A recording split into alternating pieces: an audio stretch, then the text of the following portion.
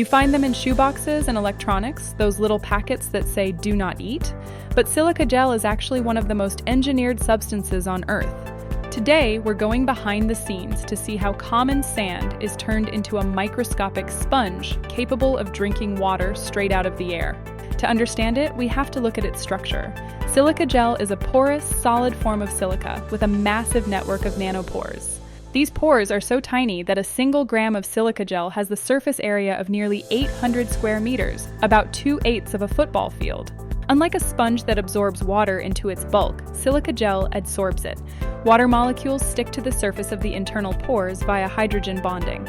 The journey starts with two primary ingredients, sodium silicate, also known as water glass, and a strong acid, usually sulfuric acid. Sodium silicate is produced by melting sand with sodium carbonate at over 1300 degrees Celsius, creating a thick, alkaline liquid.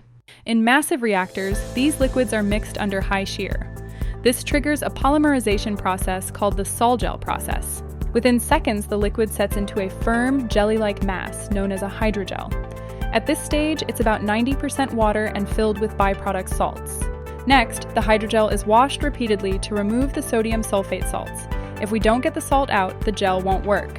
The gel is then aged in hot water to strengthen the silica network. This determines if we get narrow pore or wide pore gel. Now we have to get the water out without collapsing the delicate structure. This critical step is called activation.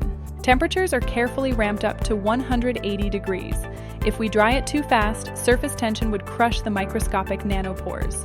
The dry gel is passed through vibrating screens to separate it into grades, but not all silica gel stays clear. Some beads are soaked in chemicals that change color, like blue to pink, telling you when the gel is full and needs to be recharged.